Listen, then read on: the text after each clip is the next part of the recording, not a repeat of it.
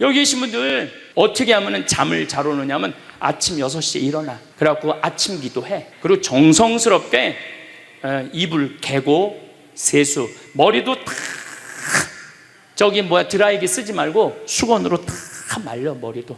그리고 밥 정성스럽고 해 먹고, 목욕탕도 가갖고 묵직이도 5단 있는 힘 땀 다 빼고, 그리고 발차기도 하고, 목욕탕 안에서 제일 좋은 거라는 거예요.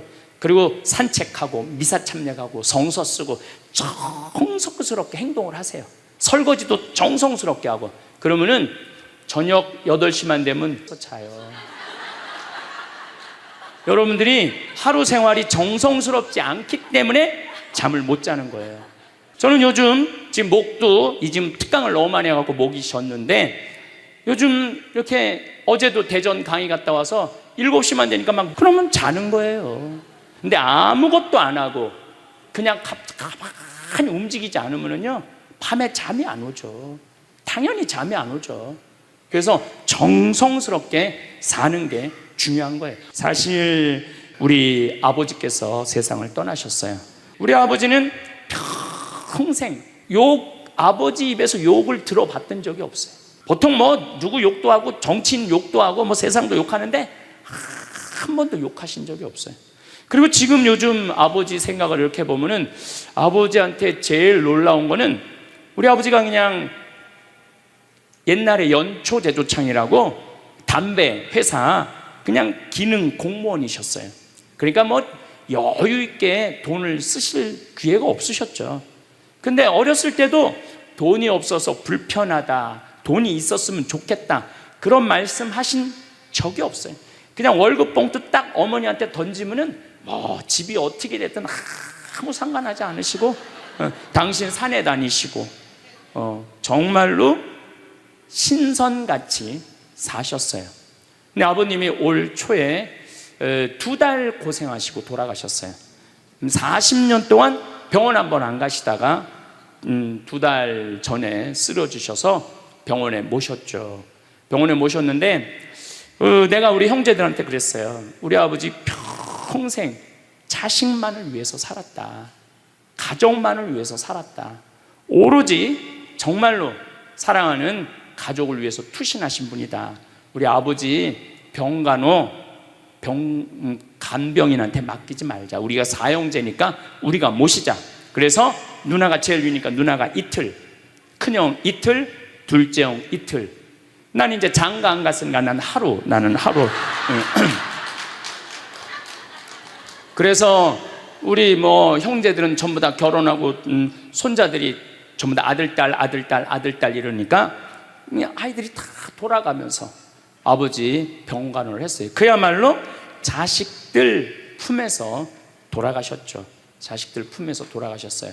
근데 아버님이 이렇게 4월 10일 날 월요일 날 쓰러지셨는데, 의사들이 심폐소생술 하겠느냐고 그랬을 때 우린 싫다고 그랬어요. 그 정도 쓰러졌으면은 87세에 그 정도 병이시면은 이제 돌아가실 때예요. 근데 많은 경우 돌아가실 때 심폐소생술 하게 돼 있어요. 근데 우리는 원하지 않았어요. 4자식 다. 그리고 아버님이 이 골수염이라는 이 병을 앓으셨는데 좀 많이 아프신 병이에요, 마지막에.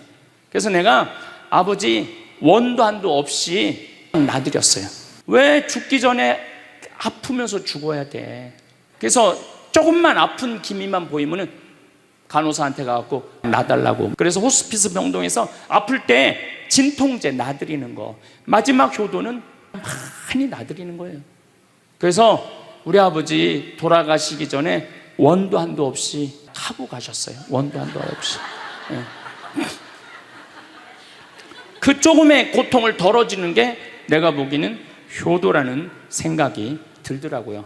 아버지 이렇게 쓰러졌을 때 생명 유지장치 하겠느냐고 의사들이 얘기를 하더라고요. 우리는 아무도 원하지 않았어요. 그냥 아버님 편안하게 보내드리고 싶다고. 왜? 우리 아버지는 참 행복하게 사셨어요. 자식들이 아버지를 너무너무 좋아하고 사랑하고. 그래서 효도를 원도 한도 없이 해드렸냐, 이럴 건 자신 있게 말씀 못 드리죠. 하지만 그래도 자식들이 아버지, 손자, 손녀들이 할아버지 너무너무 사랑했기 때문에 편안하게 보내드릴 수 있었어요. 제가 작년에 왠지 우리 아버님한테 용돈을 많이 드리고 싶더라고요. 평생 돈 한번 넉넉하게 써보시지 못한 아버지한테 용돈 많이 드려야 되겠다. 그래서 제가 작년에는 이제 외부 강의 한 달에 한 번 하면 한 번, 두 번 하면 두 번. 아버지가 무슨 돈을 이렇게 많이 주느냐고, 신부님. 아버지 원도 한도 없이 마음껏 써보시라고. 그래서 작년 한 해 내도 그전에는 조금씩 용돈 드리다 작년에는 그냥 막 이만큼씩 드렸어요. 아버지 원도 한도 없이 쓰시라고. 마음 안에 이런 마음이 있었어요. 한번 평생 마음껏 돈 한번 써보시지 못한 아버지 마음껏 돈 쓰시라고. 그랬다 뭐 1억을 드리거나 2억을 드린 게 아니야. 100만 원, 200만 원, 한 달에 300만 원 용돈 드린 거죠. 그러니까 아버님이 노인정에 그 노인 어르신들 밥 다 사고, 또 우리 자녀들이 그 23명인데 아버지한테 식사하러 가면은 아버지가 밥값을 다 냈대. 우리 누나가 항상 하는 얘기가 아버지 지갑에 항상 100만 원 있었대요. 그래서 얼마나 기분이 좋아. 아버지 돌아가셨을 때 노인정에서 그랬대요. 물주 세상 떠나서 어떻게 하느냐고 그랬대. 물주 세상 떠나서 어떻게 했느냐고. 아버님이 1년 동안 원도 한도 없이 즐겁게 사시다가 세상 떠난 거예요. 저는 효도도 나중에 한다는 건 다 거짓말이야. 효도하려면 언제 해야 돼? 지금 해야 돼, 지금. 부모님한테 돌아가시고 난 다음에 땅을 치고 통곡하는 거 다 소용없어요.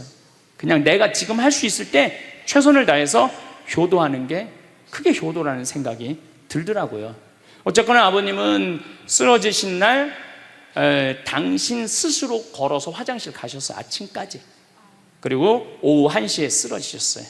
그래갖고 밤 10시 41분에 돌아가셨어요. 근데 제가 아버지한테 그랬어요. 아버지 돌아가시려면은 오늘 돌아가셔야 된다고. 왜냐하면 그날이 성월요일이었거든요. 성화요일 날 돌아가시면은 장례미사를 못해요. 왜냐하면 성목요일 날은 장례미사를 못하게 돼 있어요. 성금요일, 토요일 다 장례미사 못해요. 그리고 예수부활 대축일 장례미사 못해요.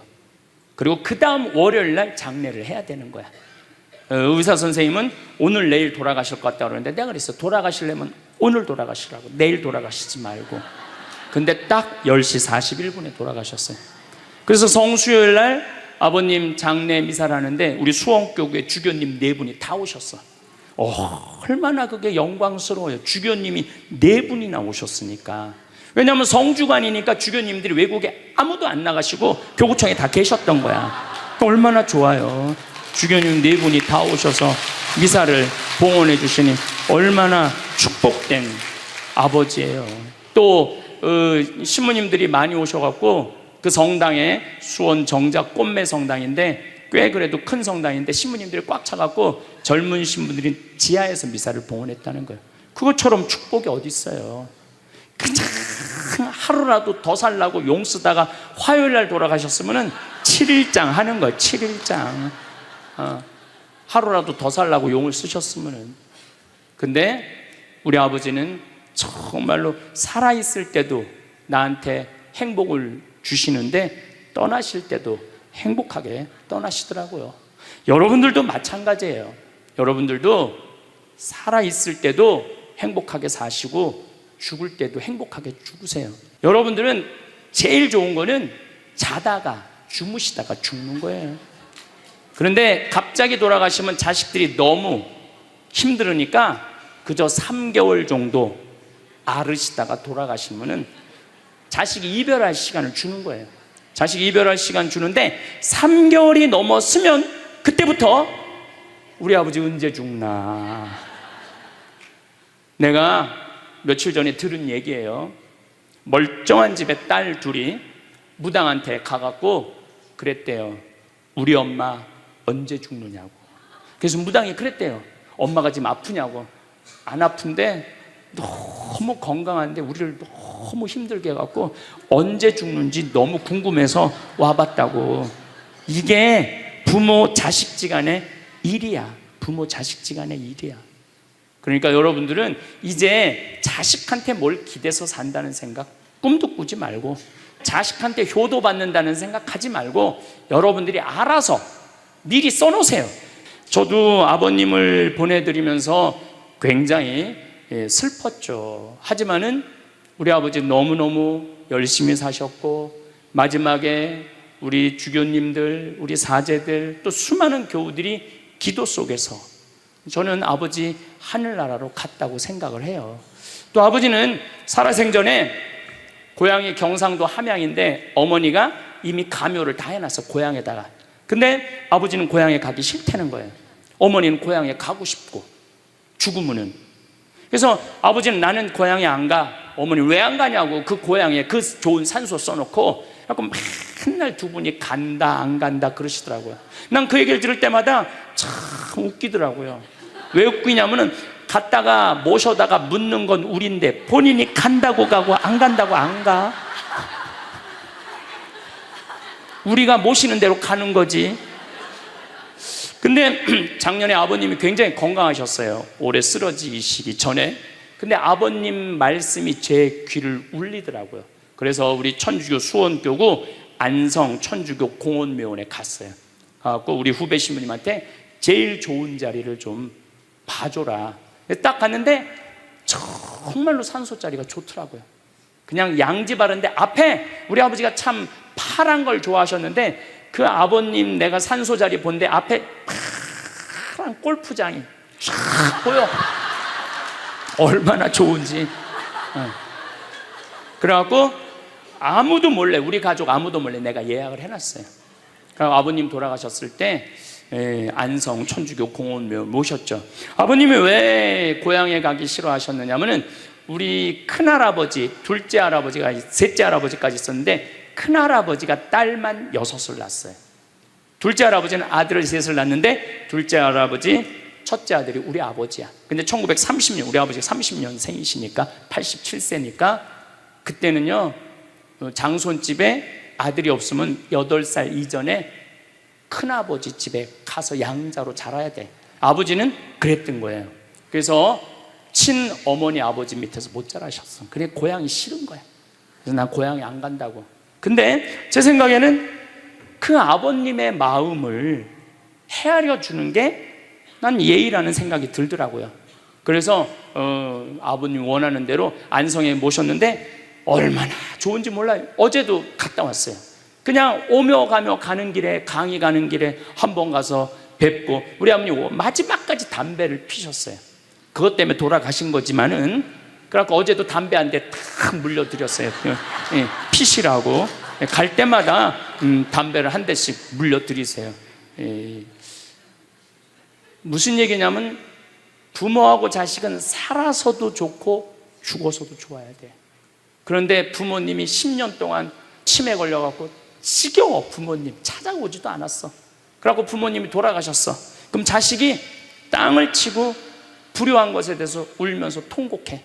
그리고 돌아가셨는데도 부모님 먼 데다 모셔놔갖고 1년에 한 번, 2년에 한 번 가고, 살아서도 안 좋고 죽어서도 안 좋은 거예요. 그러니까 여러분들은 살아서도 좋고 죽어서도 좋은 부모 자식 관계를 유지하려면 죽음에 대해서 생각을 많이 하셔야 돼. 근데 이제 아버님 돌아가셨는데 딱 화요일 하루 장례를 했는데 조문객들이 얼마나 많이 왔는지 밥을 7번을 했대요. 보통 장례에 밥 1번 한대. 근데 밥을 7번 했대. 우리 형님 둘도 나만 활동을 많이 하는 게 아니라 형님 둘도 어마어마하게 친구가 많더라고 보니까. 우리 누님도 그렇고. 그러니까 그냥 1000명 이상이 조문객이 왔으니까 조의금도 굉장히 많이 들어왔다는 얘기죠. 조의금도. 근데 내가 그 조의금을 싹 모아서 평창으로 갖고 왔어요. 우리 형제들은 조의금을 구경도 못했어요. 제가 왜 그걸 싹 모아서 갖고 왔느냐 하면은, 내가 본당 신부 때 장례 식장에 교우들 초상 남은 가면은 상주가 안 나와. 왜 안 나오냐 그랬더니 저기 지금 방에 들어가고 조의금 갖고 싸운다는 거야. 네가 더 가질 거냐 내가 더 가질 거냐. 어쨌거나 하여튼 아버님 그 조의금을 싹 갖고 왔어요, 평창에. 그래갖고 내가 우리 형제들한테 얘기했어요. 아버님 돌아가신 조의금은 어린아이를 위해서 쓸 거고, 어머님이 돌아가신 조의금은 노인분들을 위해서 쓸 거다. 그래서 이번에 잠비아에 어린이 고아원 짓는데 아버님 조의금 보냈어요. 또 빈센트 병원에서 이번에 20명을 수술을 해줬는데 그중에 2명 아버님 조의금으로 또 수술도 해주고, 아직도 많이 남아있어. 아직도. 이제는 여러분들 떠날 때 자식한테 주고 떠나지 마세요. 세상에 주고 떠나세요.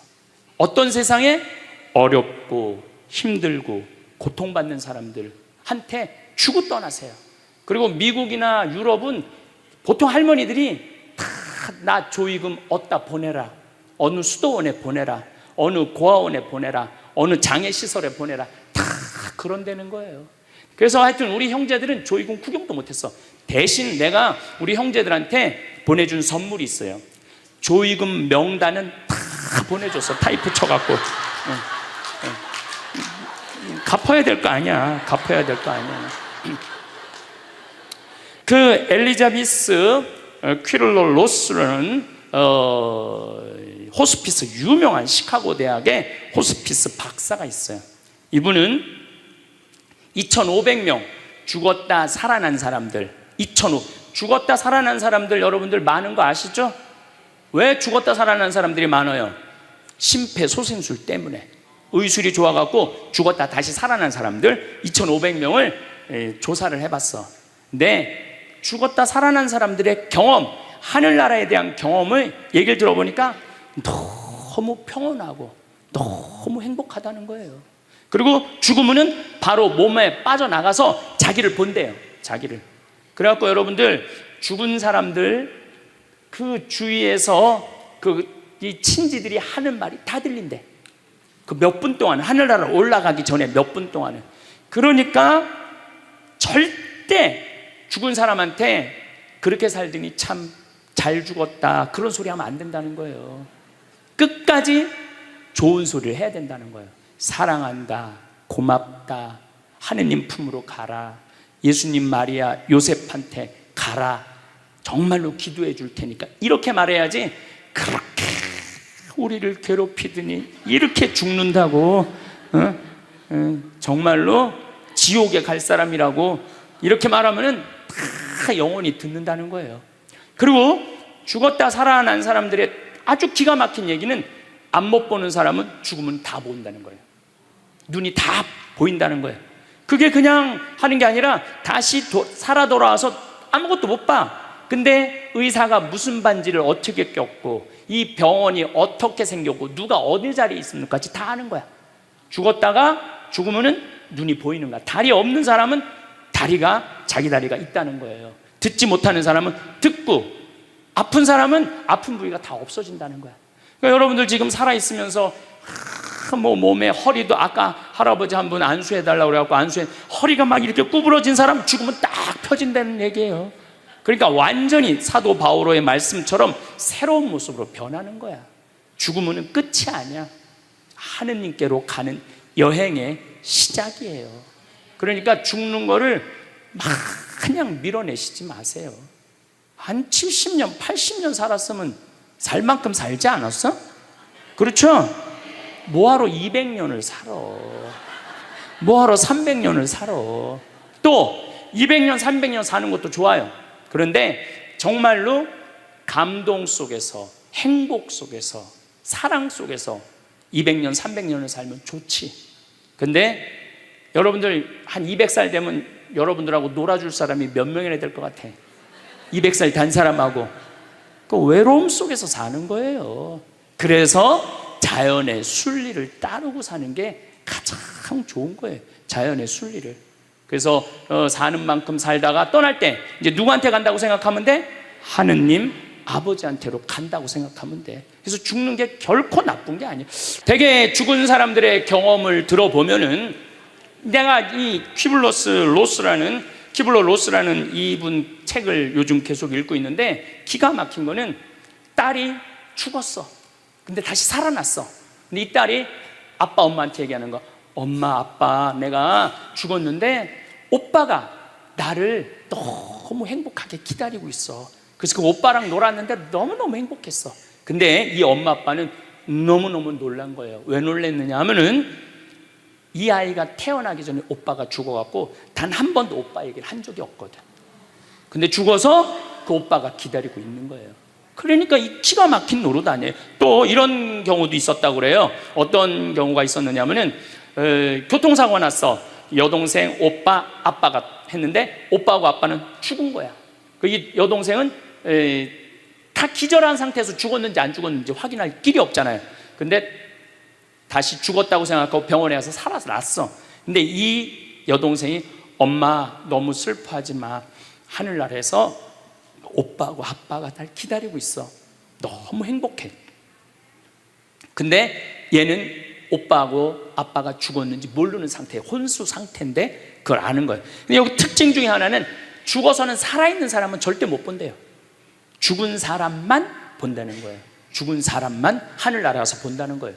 그래서 여러분들도 세상 떠나면은 하느님 기다리고 있고 너무 행복한 나라로 가는 거예요. 그 번데기가 이 알을 까고 자기 껍데기를 까고 나비가 되는 것처럼 지금보다도 훨씬 아름다운 세상으로 가는 게 죽음이에요. 이제 21세기는 안 죽는다고 100살을 사니 200살을 사느니 좋은 게 아니에요. 100살, 200살 동안 불면증, 우울증, 미움, 분노, 외로움, 심심함으로 사는 것보다 그냥 한 70, 87세까지 살다가 죽어갖고 행복하게 먼저 떠난 사람들하고 하느님 품에서 행복하게 사는 게 좋죠. 그래서 여러분들 이제 행복하게 살다가 행복하게 떠나셔야 돼. 그리고 제가 늘 말씀드리지만 나중에 행복하지 마세요. 언제 행복해? 지금 행복하세요. 지금. 나중에 돈 쓰지 말고 언제 써? 지금 쓰세요. 지금. 그리고 여기 있는 분들 지금 얼굴을 보니까 돈 쓸 수 있는 마지막 얼굴들이 많다니까. 마지막 얼굴들이 많아. 그리고 우리나라는 이제 드디어 3만 달러를 넘어서요. 선진국 대열에 들어서요. 선진국에 들었으면은 어르신들, 노인분들 연금 지금 20만 원에서 60만 원, 70만 원으로 다 올라가요. 그러니까 돈 없는 거 걱정하지 마세요. 여러분들이 엉뚱한 사기에만 안 당하면은 먹고 사는데 아무 지장 없어. 욕심만 안 부리면은 충분히 행복하게 살 수 있어. 그리고 이렇게 강의 따라다니면서 배우는 여러분들, 진리를 목말라 하는 여러분들은 앞으로 행복하게 사실 수 있으세요. 예.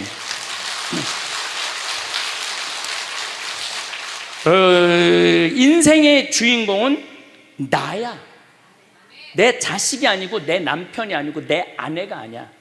내 행복은 누가 책임지느냐 하면 내가 책임지는 거야. 내가 지금 불행한 거는 남편 탓도 아니고 자식 탓도 아니고 누구 탓이야?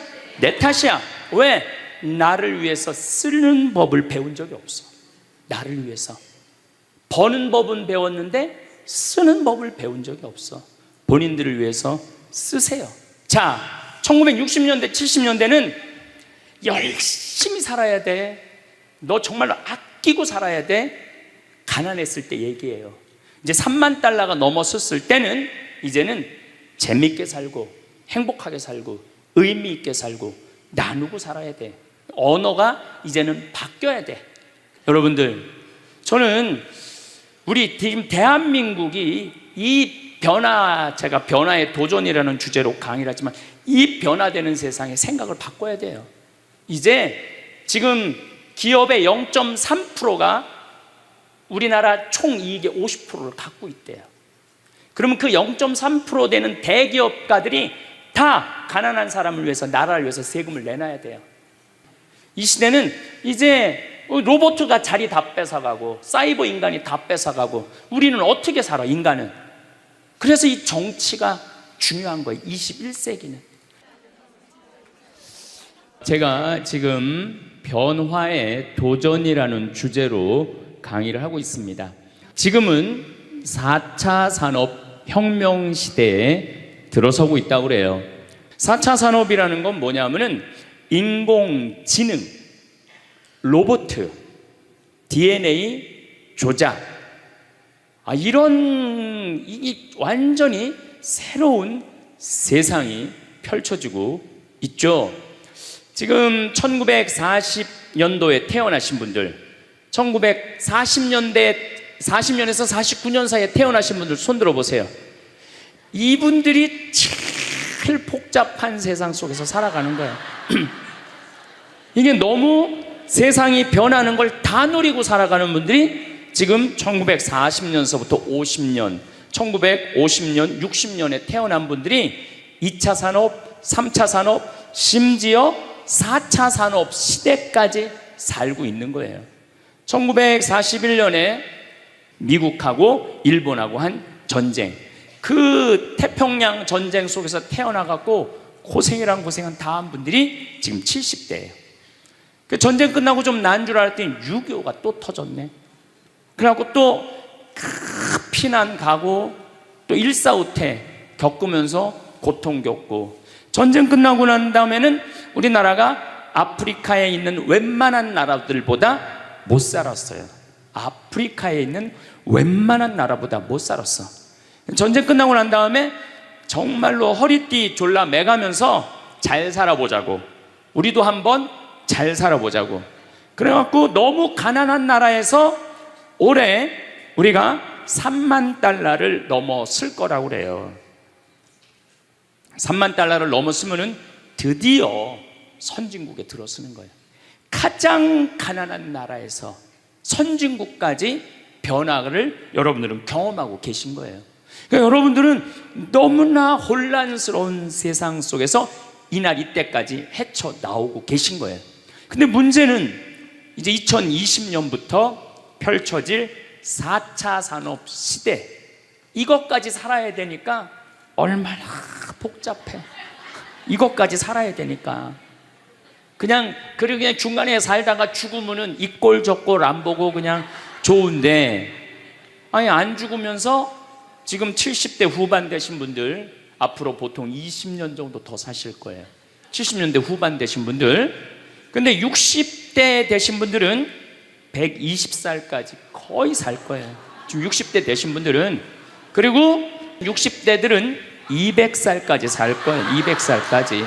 60대들은 그 이야기를 제가 오늘 하려고 그러는 거예요.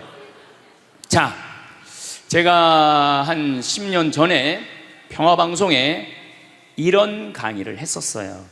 아마 또 평화방송에서 계속 틀어주니까 그 내용이 나올 거예요. 10년 전에 한 얘기예요. 앞으로 2020년이 되기 시작하면은 인간은 세 종류로 나눠질 것이다. DNA 조작 인간. 이제 DNA를 조작할 수가 있어요. 우리가 눈을 밝게 할 수도 있고, 귀를 잘 들리게 할 수도 있고, 근육이 완전히 이 아놀드 슈왈거네처럼 근육이 막 이렇게 튀어나오게 할 수도 있어요. 운동 안 해도 DNA 조작 인간. 옛날에는 DNA를 한번 내가 DNA가 어떤지 검사하려고 그러면은 2억 내지 3억이 들었어. 그런데 지금은 내 DNA를 검사하는데 얼마면 검사할 수 있냐면 5만 원이면 검사할 수 있어요. 5만 원이면. 세상이 엄청 변한 거예요.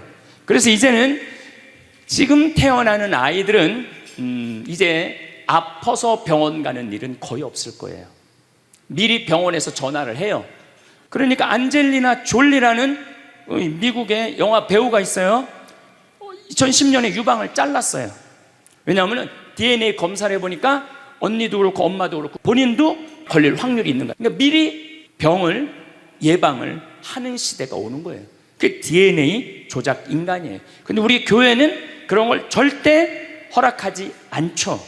절대 허락하지 않는데 절대 현대인들은 할 거라는 거예요. 그 다음에 두 번째 인간은 어떤 인간이냐면 사이버 인간, 기계 인간이에요. 인공지능 로봇 인간. 그래갖고 이 인공지능 로봇 인간이 나오면은 안 그래도 1940년서부터 지금까지 복잡다단한 세상을 살아왔는데 이제 로봇하고 같이 살게 되는 세상이 이제 곧 되는 거죠. 그리고 이제 세 번째 인간은 오리지널 인간. 여러분들, 저나 여러분들. 근데 누가 제일 떨어지느냐? 오리지널 인간이 제일 떨어질 거예요. 그래서 앞으로는 이제 어떤 세상이 제일 걱정되는 게 뭐냐면은 로봇가 공장에서 일하는 거예요. 로봇가 공장에서 일을 하게 되면은 많은 노동자들은 일자리를 잃어버려요. 현재 몇 명 정도 일자리를 잃어버릴 걸로 예상을 하느냐면 8억 명 정도가 일자리를 잃어버린대. 8억 명. 그러니까 노동자의 4명 중에 1명은 일자리를 잃어버리는 거. 이거 보통 심각한 문제가 아니에요.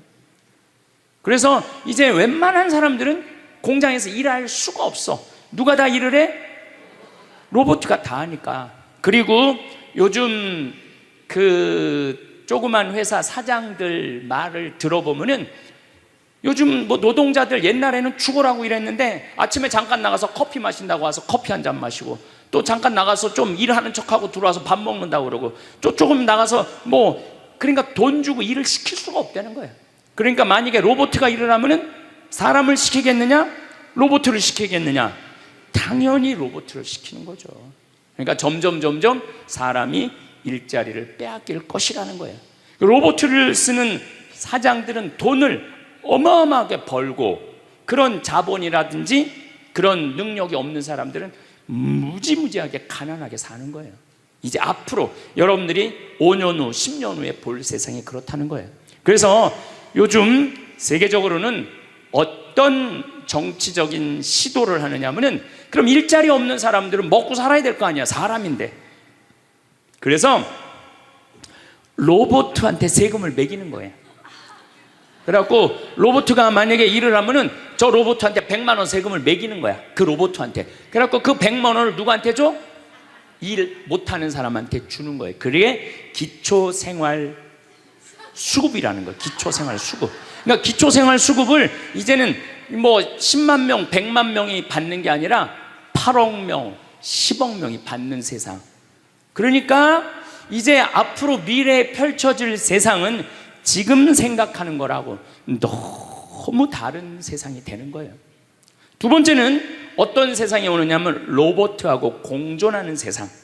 벌써 초등학교는 선생님이 공부를 가르치지 않고 로봇가 학생들한테 공부를 가르치는 학교가 나왔어요. 로봇가 애들한테 수학을 가르치고 영어를 가르치는 거예요. 발음도 훨씬 좋고, 그리고 이 로봇의 장점은 뭐냐면은 차별하지 않아. 로봇은 얘가 뭐 부잣집 아들이든지 얘가 공부를 못하든지 잘하든지 차별하지 않는 거예요. 그리고 웬만한 선생님보다 훨씬 잘 가르친다는 거예요. 그러니까 이제는 로봇가 교사가 되는 그런 시대가 온 거예요. 또 이제는 앞으로는 무슨 세상이 될 거냐면 어린아이들 돌보는 보모가 누가 돌보느냐면 로봇가 돌보는 거예요. 나 동화책 읽어줘. 그럼 엄마는 나 바빠, 짜증나, 아이 너 잠이나 자, 이런데 보모 로봇은 나 동화책 읽어주면 아주 부드러운 소리로 짜증 한번 안 부리고. 그러니까 애가 엄마를 좋아하는 것보다는 누구를 더 좋아해? 로봇 보모를 더 좋아하는 거야. 나 엄마 필요 없다고. 이거 정말 우스갯소리가 아니라요, 진짜 벌어질 일이에요.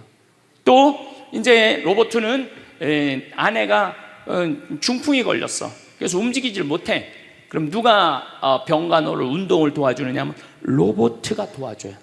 근데 이 로봇은 완전히, 제가 지난번 강의 때도 얘기했지만은 록시라고 5가지를 고를 수 있다고 그래요. 피부색, 키, 성격, 이런 걸 고를 수가 있대. 그러니까 까칠한 여자, 부드러운 여자. 뭐 내가 까칠한 여자 좋아하면 성격 까칠한 로봇을 고르면 되는 거야. 근데 문제는 아내가 아파. 남편은 나가서 돈 벌어야 돼. 그래서 로봇을 하나 도우미 로봇을 했어. 근데 이 로봇은 아내를 너무 따뜻하게 해주는 거야. 그러니까 아내는 자꾸 남편한테 실망하는 거야. 자기 힘들다고 들어가서 자고. 근데 로봇은 나 좀 주물러 달라 그러면 언제든지 와서 주물러 주잖아요. 그러니까 남편한테 당신 나 필요 없다고, 나 이혼하고 싶다고. 그러니까 로봇하고 사람하고 혼동하는 세상이 오는 거예요. 로봇하고 사람하고. 그리고 더욱 2040년이 되면은 이 로봇가 감정까지 느껴. 사랑까지 할 수 있다는 거예요. 사랑까지. 아내 역할을 다 할 수 있는 세상이 온다는 거예요.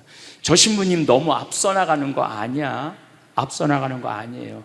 지금 미래 과학자들은 다 그런 세상이 온다고. 근데 이게 먼 미래가 아니라 바로 코앞에 와 있다는 거예요. 바로 코앞에 와 있다는 거예요. 3D 프린터기로 콩팥 만들 수 있어요. 간 만들 수 있어요. 참 이게 오래 사는 게 2045년까지만 살면은 안 죽는다는 거예요. 2045년. 그러니까 내가 80살까지만 나도 살면 어떻게든지 버티면은 안 죽을 수 있다는 거. 80살까지만. 앞으로 펼쳐질 세상에 가장 걱정스러운 게 뭐냐면은 수명 연장이에요. 수명 연장. 여기 계신 분들 중에 아까도 말씀드렸지만은 100살, 120살, 정말로 재수 없으면은 200살까지 살 수 있는 분들이 많습니다. 실질적으로 많아요. 근데 여러분들 오래 사는 거 좋을까요? 내가 많은 분들이 오래 살길 원해요. 근데 내가 만약에 앞으로 뭐 길게 안 보고 딱 120살까지 산다고 보면 내가 앞으로 67년 정도 더 살면은 120살 되거든요. 67년. 근데 내가 앞으로 67년 동안 사는 동안 불면증이 있어. 매일 밤마다 잠이 안 와. 67년 동안. 그 여러분들 좋을 것 같아요? 내가 정말로 마음 안에 미움이 너무너무 꽉 차 있어. 67년 동안 계속 미움 속에서 살아. 분노가 꽉 있어. 67년 동안 분노 속에서 항상 좌절감을 맛보고 있어. 우울하고 있어. 내가 우울해. 또 좋으래. 어떨 땐 좋을 땐 너무 좋고 싫을 땐 너무 싫고 그렇게 막 up and down 그러면서 앞으로 50년, 60년 사는 거 좋아요? 내가 앞으로 60년 동안 살면서 매일매일 감동하고 매일매일 행복하고 매일매일 감사하고 매일매일 사랑한다면은 앞으로 60년 사는 거 괜찮겠죠.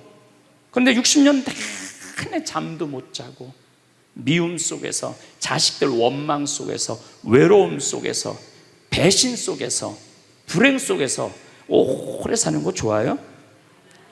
적당한 나이에 죽는 거 내가 보기엔 그 축복이에요. 그래서 여러분들은 이제 나는 이 복잡한 세상 속에서 사는 것도 중요하지만 이 시나리오를 잘 준비해야 돼요. 난 어떻게 죽을 거냐. 나는 생일날 애가 심장 갈아준다면 나 그거 필요 없다. 내 생일 선물로 그 심장 필요 없다. 그냥 나는 하느님이 주신 생명, 그 수명 그대로 살다가 그냥 행복하게 떠날 거다. 그런 마음이 중요해요. 여러분들 이게 뭐 요즘 알고리즘 그러는데 그건 다 제쳐두고 내가 인생의 설계가 필요해. 나는 몇 살까지 살다가 더 이상 치료받지 않고 암이 걸리면은 안 갈고 그냥 하느님 품으로 간다는 생각이 아주 중요하다는 거예요.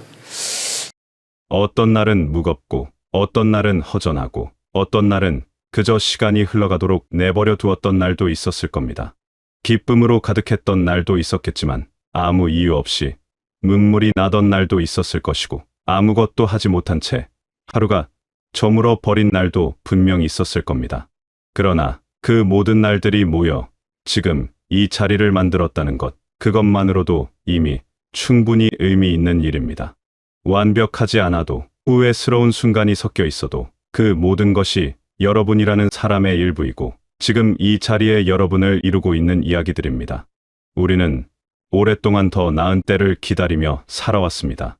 조금 더 여유가 생기면, 일이 조금 정리되면, 몸이 좀 나아지면, 마음이 좀 편해지면 그때 제대로 살겠다고 마음속으로 조용히 다짐하곤 했습니다. 그런데 막상 그때가 찾아와도 또 다른 조건이 생기고 또 다른 기다림이 시작됩니다. 삶은 그렇게 늘 조금씩 미뤄지고 정작 중요한 것들은 나중으로 남겨집니다. 마음을 표현하는 일도, 나 자신을 돌보는 일도, 하고 싶었던 무언가를 시작하는 일도 모두 언젠가라는 이름 아래 서랍 속에 조용히 들어가 버립니다. 그러나 삶은 유예된 시간 위에서 깊어지지 않습니다. 미뤄둔 시간은 결국 아무 일도 일어나지 않은 채 사라집니다. 기다리는 동안에도 하루는 지나가고 계절은 바뀌고 곁에 있던 것들은 조용히 변해갑니다. 완벽한 조건은 오지 않습니다. 모든 것이 갖추어진 다음에 삶을 시작하겠다는 생각은 어쩌면 두려움이 만들어낸 핑계일 수도 있습니다. 지금 이 순간이 완전하지 않아도 괜찮습니다. 오히려 완전하지 않은 지금, 이 자리에서 삶을 살아가는 것이야말로 진짜 살아있다는 것의 의미에 가장 가깝습니다.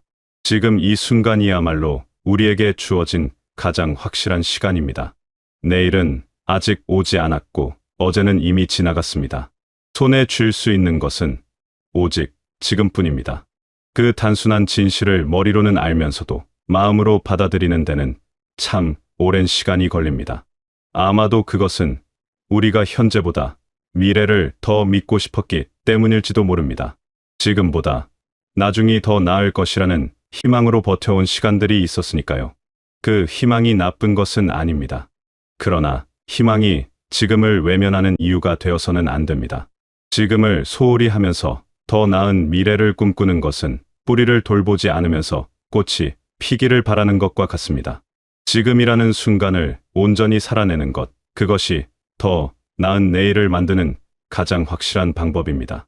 삶의 주인이 누구인지를 생각할 때 우리는 흔히 환경을 탓하거나 상황의 탓으로 돌리고 싶어집니다. 이렇게 될 수밖에 없었던 이유, 저렇게 해야만 했던 사정들이 분명히 있었을 겁니다. 그 마음 충분히 이해됩니다. 살다 보면 정말로 내가 어떻게 할 수 없는 일들도 있었고 주변의 흐름에 그냥 떠내려가듯 살아온 시간도 있었을 겁니다. 그것이 잘못은 아닙니다. 그러나 그럼에도 불구하고 삶의 방향을 결정하는 중심은 결국 자기 자신이라는 것, 그 사실은 아무리 세상이 바뀌어도 달라지지 않습니다. 스스로를 책임지는 태도는 거창한 결단이 아닙니다. 오늘 아침 눈을 떴을 때 어떤 마음으로 하루를 맞이하느냐, 지금 이 순간을 어떻게 바라보느냐, 그 작은 선택에서 시작됩니다. 하루를 어떤 태도로 시작하느냐가 그 하루를 어떻게 살아가느냐를 결정하고 그 하루들이 쌓여 삶의 방향이 만들어집니다. 누군가가 나를 위해 삶을 살아줄 수는 없습니다. 아무리 가깝고 소중한 사람도 결국 내 삶은 내가 살아야 합니다. 그것이 외로운 일처럼 들릴 수도 있지만 사실은 굉장히 자유로운 일이기도 합니다.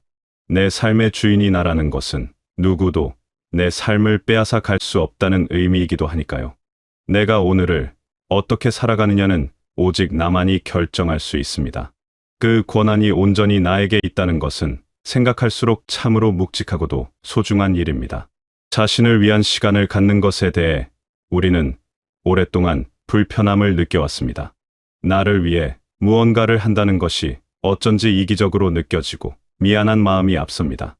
특히 다른 사람들을 위해 오래도록 헌신하며 살아온 분들일수록 그 마음은 더 깊이 새겨져 있습니다. 가족을 위해, 주변을 위해, 맡은 일을 위해 나를 뒤로 미뤄온 시간이 쌓이다 보면 어느 순간 정작 나 자신이 어디 있는지 모르게 됩니다. 무엇을 좋아하는지, 무엇을 할 때 기쁜지, 무엇이 나를 위로하는지조차 희미해져 버리는 순간이 옵니다. 그렇게 나를 잃어버린 채 살아가다 보면 어느 날 문득 이상한 공허함이 찾아옵니다. 열심히 살아왔는데 왜 이렇게 허전하지? 라는 느낌. 그것은 나를 오랫동안 돌보지 않은 삶이 보내는 조용한 신호입니다. 나를 돌보는 일은 결코 이기적인 것이 아닙니다. 오히려 그것은 삶을 바로 세우는 일입니다. 내 마음이 고요해야 주변을 따뜻하게 바라볼 수 있고 내가 충분히 채워져 있어야 비로소 무언가를 나눌 수 있습니다. 비어있는 그릇에서는 아무것도 나오지 않습니다.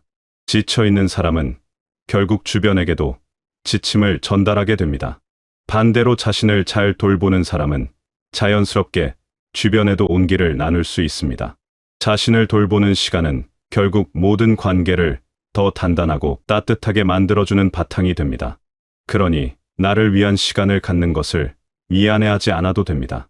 그것은 여러분이 마땅히 누려야 할 시간입니다. 잘 산다는 것이 무엇인지에 대해 우리는 너무 오랫동안 결과로만 평가해왔습니다. 무엇을 이루었는지, 어디까지 갔는지, 얼마나 가졌는지를 기준으로 삶의 성공과 실패를 나누려 했습니다. 그러나 삶의 진짜 가치는 결과보다 과정을 대하는 태도에서 드러납니다.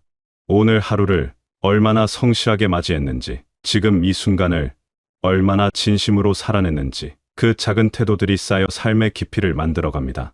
아무도 알아주지 않는 자리에서도 묵묵히 자신의 하루를 채워간 사람, 화려하지 않지만 진심으로 오늘을 살아낸 사람, 그런 사람의 삶에는 눈에 보이지 않는 단단함이 있습니다. 크게 성공하지 않아도 됩니다. 대단한 무언가를 이루지 않아도 됩니다. 지금 이 자리에서 자신의 하루를 정성스럽게 채워가는 것, 그것이 삶을 잘 살아가는 일입니다. 남들이 알아주지 않아도, 화려하지 않아도 자신의 하루를 충실히 살아가는 사람의 삶에는 그 나름의 빛이 있습니다. 그 빛은 조용하지만 오래갑니다. 화려한 불꽃은 순식간에 타오르다 사라지지만 낮고 고요한 불씨는 오래도록 따뜻하게 주변을 밝힙니다. 삶도 그와 같습니다. 요란하지 않아도 매일 조금씩 자신을 성실히 살아가는 사람의 삶은 그렇게 오래도록 따뜻한 빛을 냅니다. 삶의 끝이 있다는 것을 생각하면 두렵기도 하지만 동시에 그것이 지금을 더 선명하게 만들어주기도 합니다. 유한하기 때문에 소중한 것들이 있습니다. 언제까지나 계속될 것이라면 굳이 지금 하지 않아도 된다고 생각할 수 있지만 끝이 있다는 것을 알기 때문에 지금 이 순간이 더 의미 있어집니다. 무엇이 정말 중요한지, 무엇에 마음을 두어야 하는지가 자연스럽게 보이기 시작합니다. 오래 쌓아온 것들이 결국 무엇이었는지, 무엇이 남고 무엇이 흩어지는지가 보입니다. 그 시선으로 오늘을 바라보면 사소하게 여겼던 것들이 얼마나 소중한지 새삼 깨닫게 됩니다. 오늘 아침의 고요함, 창밖으로 들어오는 햇살, 따뜻한 물 한 잔의 온기, 그런 것들이 사실은 삶의 가장 진한 부분이었다는 것을, 삶을 잘 살아간다는 것은 결국 마지막을 떠올리며 현재를 선택하는 일과도 닿아 있습니다.